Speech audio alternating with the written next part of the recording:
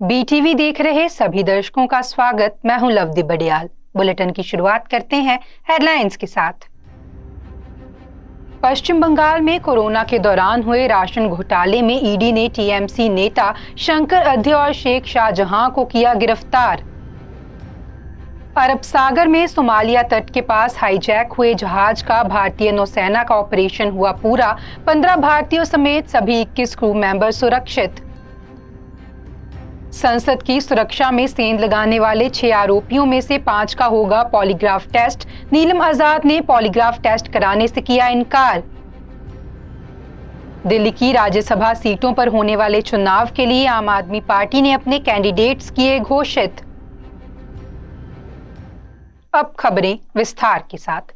पश्चिम बंगाल में कोरोना के दौरान कथित तौर पर हुए हजारों करोड़ रुपए के राशन घोटाले में ईडी ने टीएमसी नेता शंकर अध्य को गिरफ्तार कर लिया है। इससे पहले जांच एजेंसी ने शुक्रवार को टीएमसी नेता शेख शाहजहां को भी गिरफ्तार किया था। बता दें कि ईडी ने 5 जनवरी को राशन घोटाले के सिलसिले में राज्य में 15 ठिकानों पर छापा मारा था। टीम नॉर्थ 24 परगना जिले के संवेदनखाली गांव में शेख शाहजहां और शंकर अध्य के घर पर भी रेड डालने गई थी। इस दौरान उन पर इन नेताओं के समर्थकों ने जानलेवा हमला कर दिया। ईडी ने शुक्रवार रात हमले को लेकर बयान जारी किया है। जांच एजेंसी ने सोशल मीडिया प्लेटफॉर्म एक्स पर बताया कि करीब 800 से 1000 लोगों की भीड़ ने हत्या करने के इरादे से हमला किया था। ईडी ने बताया कि भीड़ ने हमला तब किया जब शाहजहां के घर का ताला तोड़ा जा रहा था। इससे पहले शाहजहां को कई बार फोन पर बुलाने की कोशिश की गई थी, लेकिन वह नहीं आए। जिले के एसपी से भी बात कराने की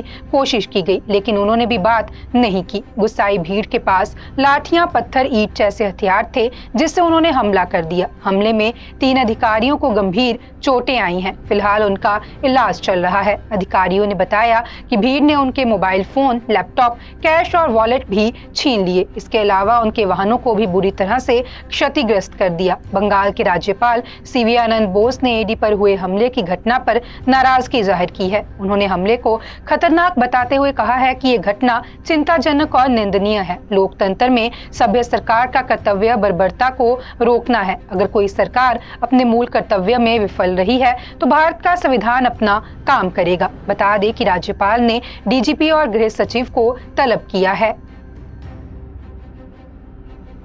अरब सागर में सोमालिया के तट के पास हाईजैक हुए जहाज पर भारतीय नौसेना का ऑपरेशन शुक्रवार रात पूरा हो गया है। इसमें सवार 15 भारतीयों समेत सभी 21 क्रू मेंबर्स को सुरक्षित निकाल लिया गया है। गौरतलब है कि 4 जनवरी को समुद्री लुटेरों ने जहाज को हाईजैक किया था। भारतीय नौसेना ने 5 जनवरी को बताया कि जहाज ने ब्रिटेन के मैरीटाइम ट्रेड ऑपरेशंस पोर्टल पर एक संदेश भेजा था, जिसमें कहा गया था कि 4 जनवरी की शाम को 5 से 6 समुद्री लुटेरे हथियारों के साथ जहाज पर उतरे थे। जानकारी मिलते ही भारतीय नौसेना ने हाईजैक किए गए जहाज को छुड़ाने के लिए वॉरशिप आईएनएस चेन्नई और मैरीटाइम पेट्रोलिंग एयरक्राफ्ट P8I को रवाना किया था। शुक्रवार रात नौसेना के मॉर्कस कमांडो ने जहाज को हाईजैकर से छुड़ाने के लिए ऑपरेशन शुरू किया था। कमांडो रात 8 बजे के करीब जहाज में घुसे और सर्चिंग की। इस दौरान समुद्री लुटेरे जहाज पर नहीं मिले। हाईजैक हुए लाइबेरिया के फ्लैग वाले जहाज का नाम लीला नॉरफॉक है। मरीन ट्रैफिक के मुताबिक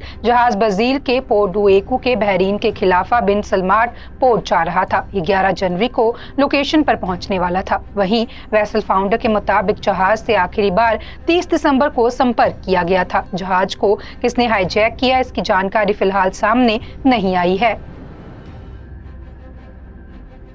संसद की सुरक्षा में सेंध लगाने वाले 6 आरोपियों में से 5 का पॉलीग्राफ टेस्ट होगा। 2 आरोपियों मनोरंजन और सागर ने नार्को एनालिसिस और ब्रेन मैपिंग टेस्ट के लिए कोर्ट में अपनी सहमति दी है। बाकी 3 आरोपी अमोल, ललित और महेश भी पॉलीग्राफी टेस्ट के लिए तैयार हो गए हैं। वहीं 6वीं आरोपी और संसद के बाहर नारे लगाने वाली नीलम आजाद ने पॉलीग्राफ टेस्ट कराने से मना कर दिया है। बता दें कि दिल्ली की पटियाला हाउस कोर्ट में शुक्रवार को मामले की सुनवाई हुई। आरोपियों को कोर्ट में पेश किया गया। सुनवाई के दौरान डिफेंस के वकील अमित शुक्ला ने दिल्ली पुलिस की पॉलीग्राफी टेस्ट की मांग पर कोर्ट से कानूनी सलाह के लिए 15 मिनट का समय मांगा, जिसकी कोर्ट ने मंजूरी दी। इसके बाद उन्होंने आरोपी अमोल शिंदे, ललित झा, मनोरंजन डी, सागर शर्मा और महेश कुमावत से बात की। वे पॉलीग्राफी टेस्ट कराने के लिए तैयार हो गए। वकील अमित शुक्ला ने दिल्ली पुलिस से मनोरंजन और सागर के नार्को और ब्रेन मैपिंग टेस्ट कराने का कारण पूछा। स्पेशल पब्लिक प्रोसिक्यूटर अखंड प्रताप ने बताया कि इसकी सलाह एक एक्सपर्ट ने दी है और वे इससे बंधे हैं। इस बीच दिल्ली पुलिस ने मोबाइल डेटा रिकवर करने और जांच के लिए कोर्ट से पुलिस कस्टडी 8 दिनों तक बढ़ाने की मांग की। वकील अमित शुक्ला ने पुलिस कस्टडी का विरोध किया और कहा कि जुडिशियल कस्टडी के दौरान डेटा से रिलेटेड पूछताछ की जा सकती है, यहाँ तक कि न्यायिक हिरासत के दौरान पॉलीग्राफ टेस्ट भी किया जा सकता है। इस पर एसएसपी ने कहा कि यूएपीए एजेंसी को 30 दिनों तक पुलिस हिरासत बनाए रखने का अधिकार देता है। एसपीपी ने कोर्ट को बताया कि उन्हें फॉरेंसिक साइंस लेबोरेटरी से सोमवार तक मोबाइल डेटा मिल जाएगा, लेकिन एडिशनल जज हरदीप कौर ने दिल्ली पुलिस की मांग पर आरोपियों की पुलिस कस्टडी को 13 जनवरी तक बढ़ा दिया है। गौरतलब है कि संसद में 13 दिसंबर को हुई घुसपैठ के मामले में केंद्रीय गृह मंत्रालय की तरफ से बनाई गई कमेटी जांच कर रही है। दिल्ली की 3 राज्यसभा सीटों पर होने वाले चुनाव के लिए आम आदमी पार्टी ने अपने कैंडिडेट्स घोषित कर दिए हैं। पार्टी ने दिल्ली महिला आयोग चीफ स्वाति मालीवाल, संजय सिंह और नारायण दास गुप्ता को टिकट दिया है। संजय सिंह शराब घोटाले में अभी जेल में बंद है। हालांकि कोर्ट ने उन्हें जेल से ही चुनाव लड़ने की अनुमति दी है। इसके बाद उन्होंने जेल से ही चुनाव के लिए नामांकन दाखिल किया है। बता दें कि ये उनका दूसरा कार्यकाल होगा। वही पेशे से चार्टर्ड अकाउंटेंट नारायण दास गुप्ता का भी ये दूसरा टर्म होगा। काबिले गौर है कि 27 जनवरी को दिल्ली में राज्यसभा की 3 सीटें खाली होने वाली हैं। इन पर 19 जनवरी को चुनाव होना है, जिसके लिए नामांकन की प्रक्रिया 3 जनवरी से शुरू हो गई है। राज्यसभा में आपके कुल 10 सदस्य हैं। बीजेपी, कांग्रेस और टीएमसी के बाद सांसदों के लिहाज से आप चौथी सबसे बड़ी पार्टी है। आपके राज्यसभा सांसद सुशील कुमार गुप्ता का कार्यकाल इसी महीने समाप्त होने वाला है। पार्टी ने कहा कि सांसद सुशील गुप्ता ने आगे हरियाणा की चुनावी राजनीति में काम करने की इच्छा जाहिर की है। वह हरियाणा में आपके प्रभारी भी हैं, जहां इस साल के अंत में चुनाव हो सकते हैं। आम आदमी पार्टी के एक सीनियर नेता ने कहा कि पार्टी सुशील कुमार गुप्ता के इस फैसले का सम्मान करती है। पार्टी ने उनकी जगह स्वाति मालीवाल को राज्यसभा भेजने का फैसला लिया है। बता दें कि स्वाति मालीवाल महिलाओं के अधिकारों और सामाजिक मुद्दों के लिए लड़ने वाली एक एक्टिव वकील रही हैं। वह महिलाओं के खिलाफ होने वाली हिंसा, उसे रोकने के लिए कानून बनाने और जेंडर इक्वालिटी को बढ़ावा देने से जुड़े कई आंदोलनों से जुड़ी रही हैं। साल 2015 में उन्हें दिल्ली महिला आयोग का अध्यक्ष बनाया गया था। राजस्थान के मुख्यमंत्री भजनलाल शर्मा ने मंत्रियों को विभागों का बंटवारा कर दिया है। मुख्यमंत्री भजनलाल शर्मा ने खुद गृह विभाग रखा है। डिप्टी सीएम दिया कुमारी को वित्त के साथ 6 विभाग दिए गए हैं। डिप्टी सीएम प्रेमचंद बैरवा को परिवहन के साथ 4 विभागों का जिम्मा सौंपा गया है। कैबिनेट मंत्री किरोड़ी लाल मीणा को कृषि और ग्रामीण विकास, आपदा प्रबंधन और जन अभाव अभियोग विभाग दिया गया है। मदन दिलावर को शिक्षा विभाग की जिम्मेदारी दी गई है। प्रारंभिक शिक्षा और संस्कृत शिक्षा भी उनके पास रहेगी। बाबूलाल खराड़ी को जनजाति क्षेत्रीय विकास विभाग और हीरालाल नागर को ऊर्जा विभाग दिया गया है। बता दें कि 30 दिसंबर को 22 मंत्रियों ने शपथ ली थी, जिसके बाद से विभाग के बंटवारे को लेकर एक्सरसाइज शुरू कर दी गई थी। दिल्ली के सीएम और आम आदमी पार्टी के संयोजक अरविंद केजरीवाल आज से 3 दिन के गुजरात दौरे पर रहेंगे। वे राज्य के कई शहरों का दौरा करेंगे, साथ ही कार्यकर्ता सम्मेलन और जनसभाओं को भी संबोधित करेंगे। केजरीवाल आज जेल में बंद आप विधायक चैतव वसावा से भी मिलने जाएंगे। अरविंद केजरीवाल ऐसे समय गुजरात आ रहे हैं जब ईडी उन्हें जल्द ही चौथा समन भेजने की तैयारी में है। 3 समन को नजरअंदाज कर चुके अरविंद केजरीवाल ने खुद को दिल्ली में आगामी राज्यसभा चुनाव और 26 जनवरी की तैयारियों में व्यस्त बताया है। उधर आम आदमी पार्टी के नेताओं का आरोप है कि अरविंद केजरीवाल को चुनाव प्रचार में हिस्सा लेने से रोकने के लिए उन्हें गिरफ्तार किया जा सकता है।